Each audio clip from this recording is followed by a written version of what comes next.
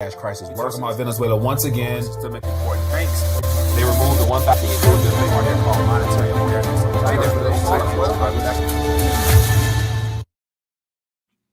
Hey there. Hope everyone is doing well. Just checking in for a midday RTD news update. And it's middle of March, end of March, head into spring. And you know what time it is. It's a stimulus time. And so want to share with you an article that came out yesterday, but I think it has the potential of getting more traction given the current economic conditions as they continue to deteriorate. And of course, the pump prices at the pump will continue to go up, barring some unforeseen event. And so, what better way to come in and save the day other than pour more gasoline on a fire or a currency, rather, that's already burning? So, we'll talk about that. But hope everyone's doing well. Welcome back to RTD News. I wanted to check in real quick. Won't be long. Just bringing something to your attention. Let you guys chew on it and do what you must do with it. But as always, for those that might be new to the community, want to make sure you are able to plug in. So make sure if you're new, click the subscribe button as well as the bell notification. So hopefully the algorithms will notify you when we go live or when videos are put out. So as always, I want to acknowledge a couple people in the chat. Then I'll jump right into some of the headline stories and things that caught my attention thus far. And I also got some visual ways I want to share with you later on today. But for the most part, let's just jump right in. I'll acknowledge a couple people. Keep moving. We got, and we know, checking in as well, says helicopter money inbound. We got LBP Rolf checking in, Timo, Will Smith. Appreciate you guys. So, all right, let's jump right in. So, came across a headline. I'll dive deeper into it because there's 3 proposals put out there. And of course, no mention of where the funds come from. But at this point, it doesn't matter. It's more so just providing that cover for themselves, saying that we're trying to help the American people, while in actuality, it's ultimately further destroying and eroding the currency. So these are all the type of things that we're going to hear more about. And this goes back to the visual aid I'm going to show again, where just as currencies failed throughout history, politicians, they throw out any type of thing they can, try to pull any card out of their sleeve to make it appear as if they're doing the best they can to help, and actually they're making things worse. But it is what it is. We're at that point. But what I want to jump on first.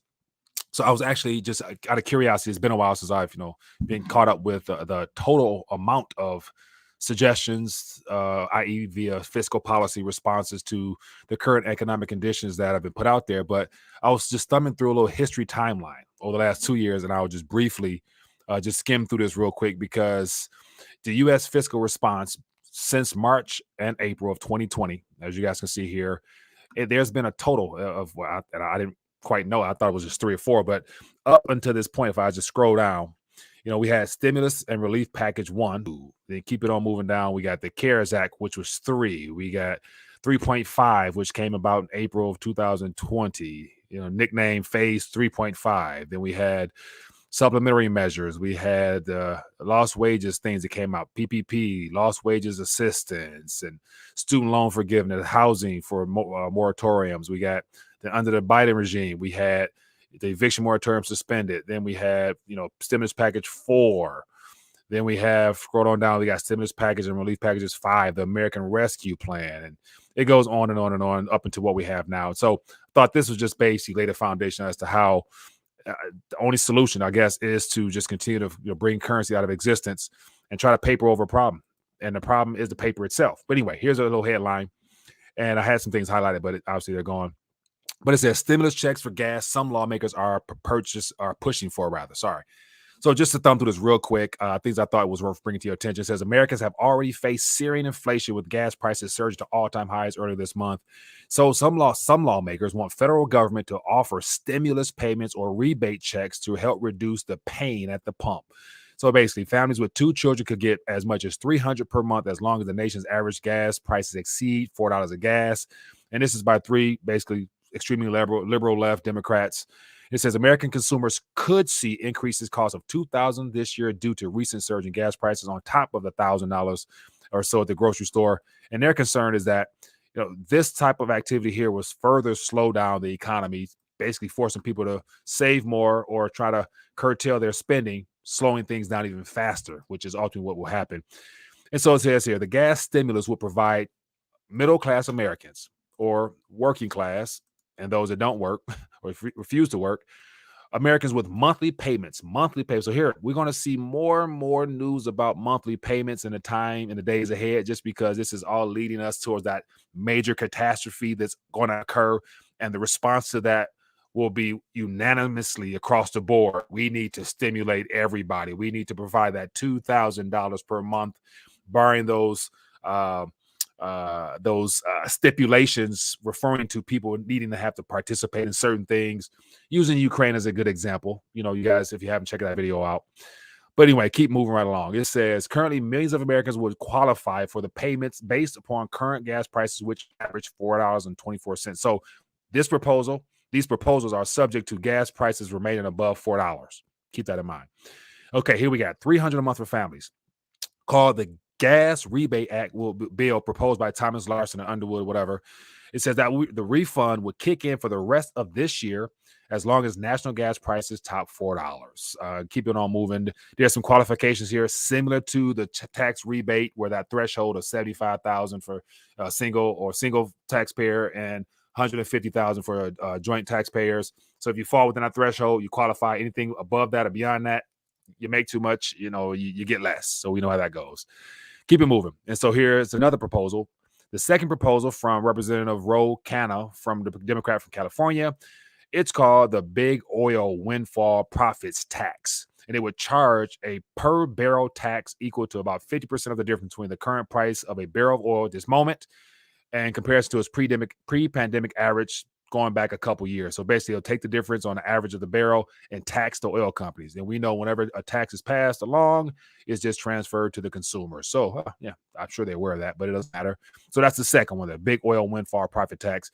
And then the next one here, a third proposal from Representative Peter DeFazio of Oregon would create a rebate based on oil company profits. It's unclear how much Americans would receive because the plan is based on taxing this year's profit from oil and gas companies. And of course, their excuse is oil companies are price gouging. They're profiting off the destruction of people's pockets due to the gas pump prices and yada, yada, and so forth. So 3 proposals. One of them might catch wind this spring, this summer, just because it just makes the Democrats as well as the Republicans that sign off on it look so patriotic that they care about their fellow Americans, when in actuality, all they're doing is literally pouring more fuel on the flames. Because at the end of the day, we know what time it is. This currency unit here, the world's running from it. At the same time, the world's dependent upon it. And something has to give. And it's going to be this currency.